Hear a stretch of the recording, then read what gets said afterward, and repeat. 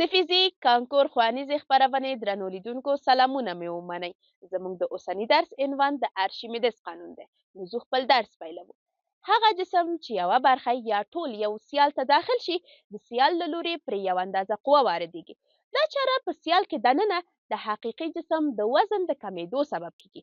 وارده شوې قوه د صعودي قوې په نوم یادیږي. راځئ چې نور جزئیات په ګډه وګورو. لکه څنګه چې مو ویل که یو جسم په سیال کې ډوب شي د سیال له لوري پر جسم قوه واردیږي چې د سعودي یا ارشمیدس قوې په نوم یادیږي او په سیال کې د جسم وزن د کموالي سبب کیږي. په سیال کې د جسم کم شوی وزن د بې ځایه شوي سیال له وزن سره مساوي دی او په همدې شکل په سیال کې د ډوب شوي جسم حجم د بې ځایه شوي سیال له حجم سره یو ډول دی. نو سعودي قوه د بې ځایه شوي سیال له وزن یا د جسم له کم شوي وزن سره مساوي ده. لکه څنګه چې ګورئ فنري تله جسم په آزاده هوا کې 50 نیوټنه ښیي او د همدې جسم وزن په اوبو کې دننه 30 نیوټنه ښیي، یعنی د جسم وزن د 20 نیوټنه په اندازه کم شوی او د بې ځایه شویو اوبو وزن هم 20 نیوټنه دی. لکه څنګه چې مو ویل د بې ځایه شویو اوبو وزن تل له سعودي یا د ارشمیدس له قوې سره مساوي دی، نو د سعودي قوې اندازه په دې حالت کې 20 نیوټنه ده. هغه وزن چې یو جسم یې له سیال څخه بهر یا په آزاده هوا کې لري د حقیقي وزن او هغه وزن چې جسم په اوبو کې دننه لري د ظاهري وزن په نوم یادیږي. سعودي قوه د جسم د حقیقي او ظاهري وزنونو د تفریق له حاصل څخه محاسبه کولی شو او په اف بی مساوي W منفي W زبر بڼه یې هم لیکلی شو. هغه بل فرمول چې د سعودي قوې د محاسبې لپاره کاریږي اف بی مساوي رو ضرب د جی ضرب د وی دی. په دې فورمول کې اف بی سعودي قوه، رو د سیال کثافت، جی د ځمکې جاذبې تعجیل او وی د بې ځایه شوي سیال حجم دی. همدارنګه د جسم او مایع کثافت نسبتونه په سیال کې د داخل جسم او له سیال څخه بهر جسم د حجم له نسبتونو سره مساوي دي. دا کولی شو د جسم د حقیقي وزن او سعودي قوې د نسبت سره هم مساوي ونیسو. اوس به په سیال کې د جسم حالتونه د جسم وزن او سعودي قوې ته په کتو یا هم د سیال کثافت او د جسم د کثافت له مخې ولولو. یو جسم د سیال په داخل کې 3 حالتونه درلودلی شي چې هر یو به بیل بیل ولولو.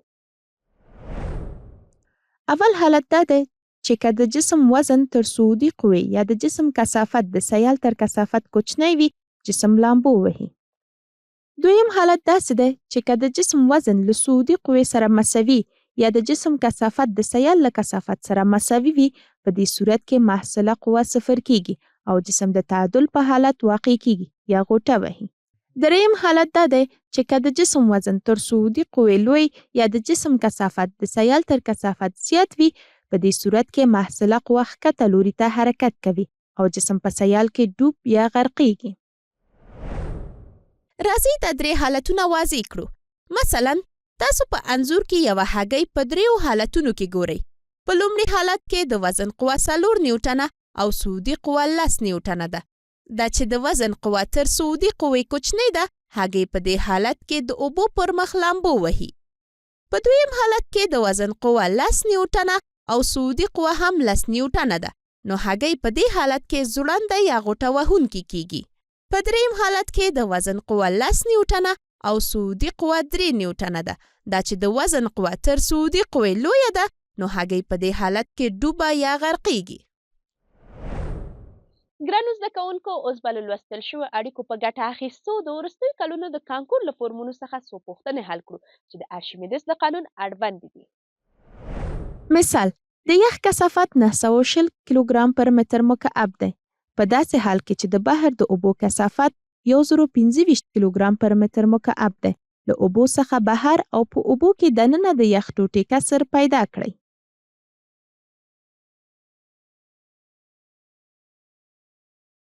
په دې پوښتنه کې لومړی په اوبو کې دننه د یخ د ټوټې کسر پیدا کوو او په تعقیب یې له اوبو څخه بهر د یخ د ټوټې کسر پیدا کوو.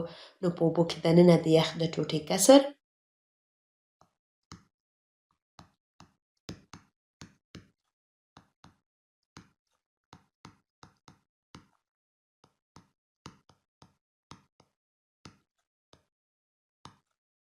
مساوي کیږي. د یخ کثافت تقسیم پر د بحر د اوبو کثافت. نو په اوبو کې دننه د یخ د ټوټې کسر مساوي کیږي. قیمتونه وضع کوو. 920 تقسیم پر 1025.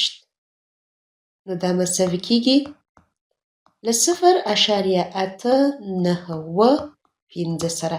که چیرې په فیصدي باندې واړو نو 9.85 سلنې سره برابر ده. اوس له اوبو څخه بهر د یخ د ټوټې کسر پیدا کوو.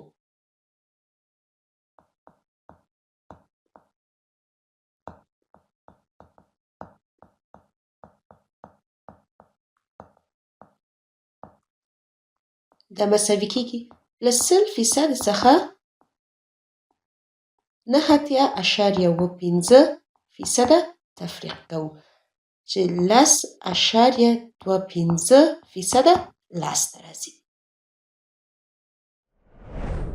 د خپرونې په پای کې د کانکور له فورمونو څخه څو هغه پوښتنې ګورو چې د اوسني درس اړوند دي او تر هغې وروسته تاسو ټول په لوی الله تعالی سپارو.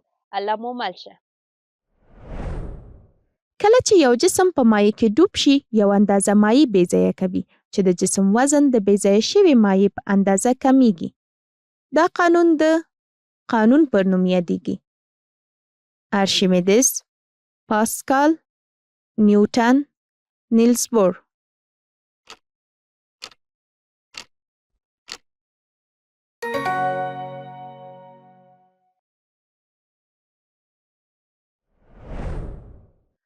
کله چې یو جسم په بشپړ ډول یا نیم په یو سیال کې ډوبیږي پر هغه باندې قوه عمل کوي چې د جسم ظاهري وزن د کموالي لامل کیږي.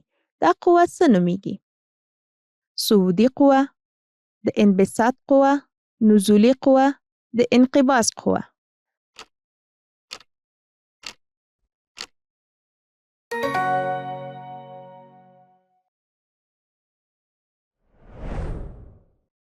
د صعودي قوې او جسم د وزن لوري څنګه دي؟ مخالف الجهته دي، پر یو بل عمود دي، سره موازي دي، هم جهت دي.